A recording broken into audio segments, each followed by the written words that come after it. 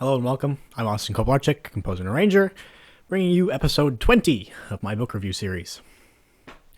Episode 20, what a milestone. I don't know where I expected to be, or even if I was going to make it this far. Or if I was even going to make 20 episodes of this before I forgot about this channel and got distracted and did something else entirely. But here we are.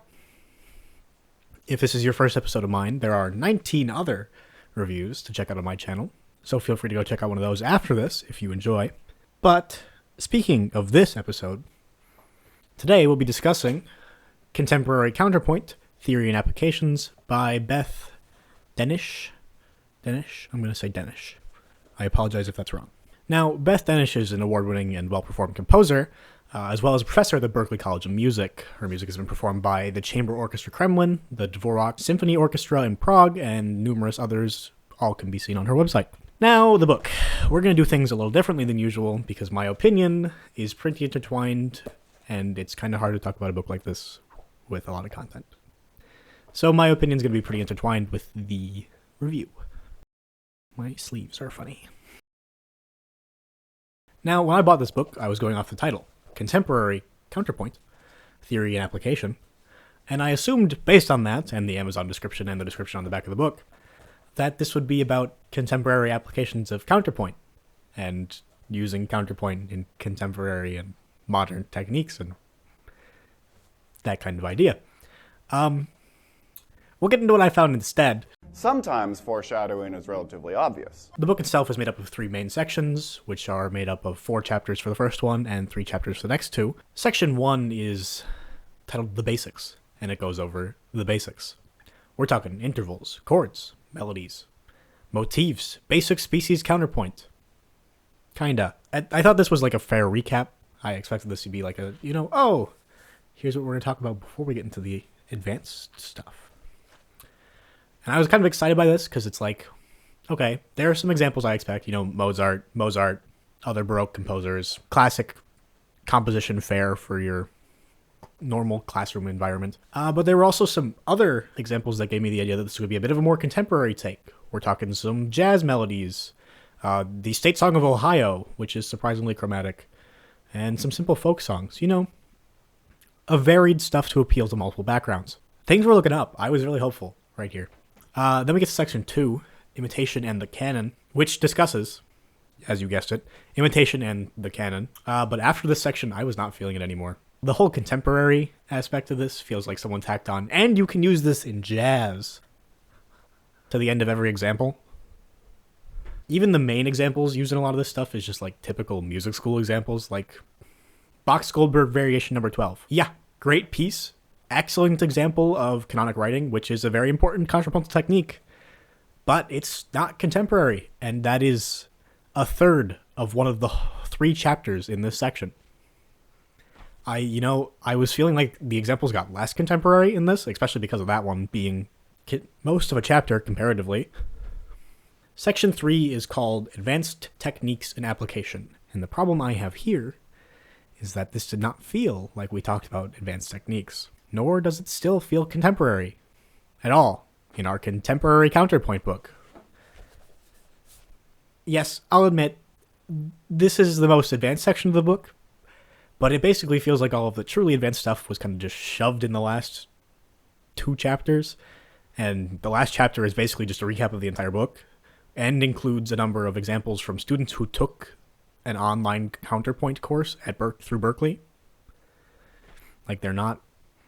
They're student examples. They're not actual examples of contrapuntal writing in modern music.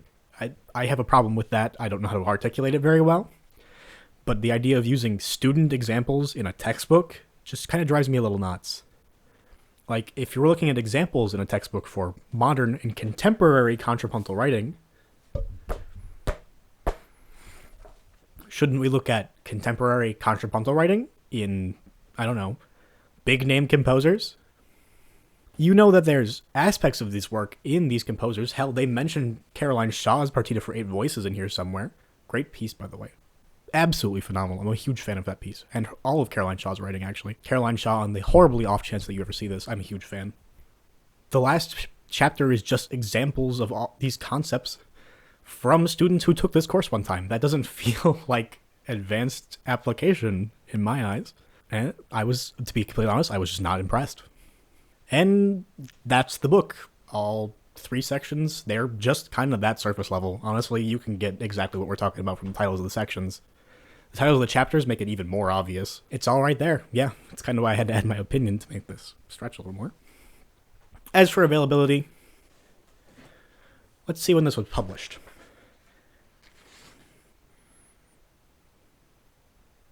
In 2017.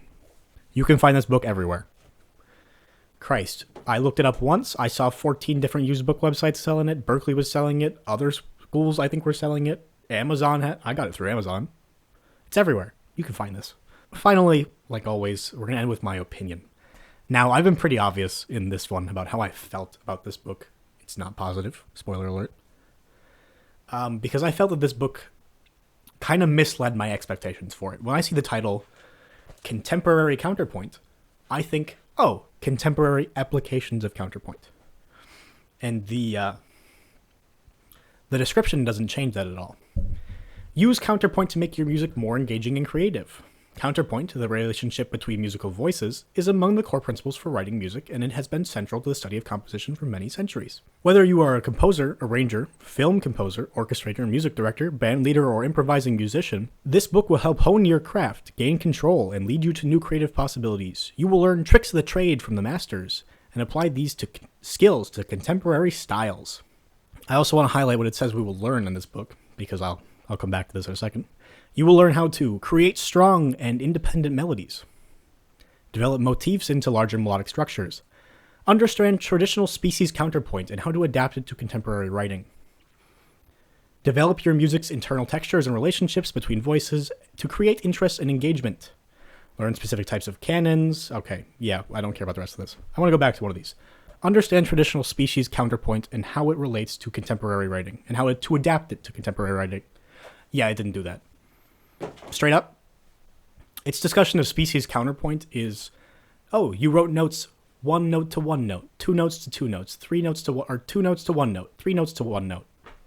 That's not all species counterpoint is. God, I remember memorizing like 16 or 17 rules per level of species counterpoint.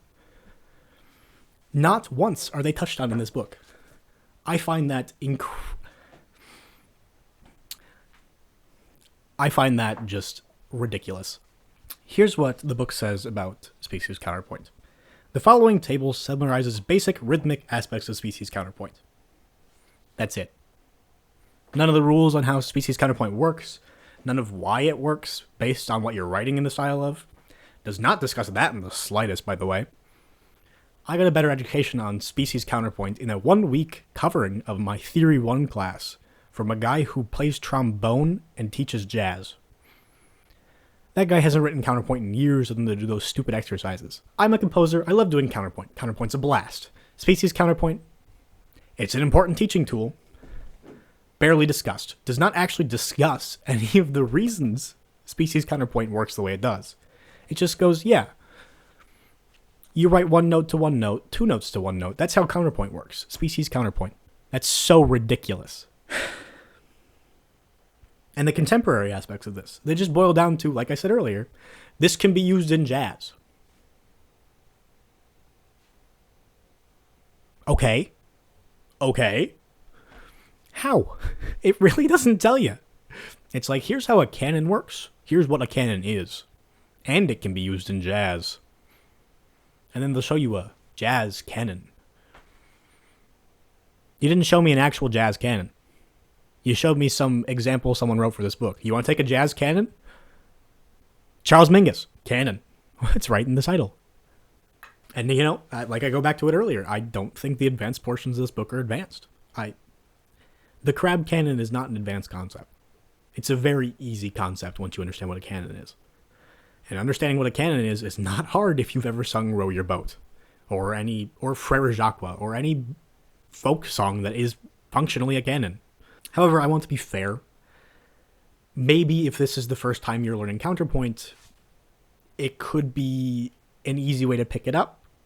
I go back to, again, I don't like that it doesn't actually elaborate on the rules of counterpoint, especially in first in the species counterpoint, which is an important stepping stone to writing in the Western tradition. Though I am sure someone could pick this up and teach themselves the basic of species counterpoint, or teach themselves the absolute basics of counterpoint. It won't be me. I understand counterpoint already, and that's why I'm mad. And I won't recommend it to anyone either. So do not go out and buy this book to teach yourself counterpoint. There are so many better free resources online that can teach you basic counterpoint. Hell, I think I actually learned counterpoint in a high school class by accident. So this $20 book, what did I pay for this? $25 book? Not it. And like I said, the advanced techniques, obvious elaborations on basic ideas of counterpoint. Sure, you use the words inversion, retrograde, you talk about rhythmic canons, mensuration canons. Those are going to be big words for someone just learning it. But for a book that bills itself as contemporary counterpoint, I'm not feeling the contemporary aspect of this counterpoint, nor am I feeling the actual theory and applications. This was a book on canons and imitation. And that was about it.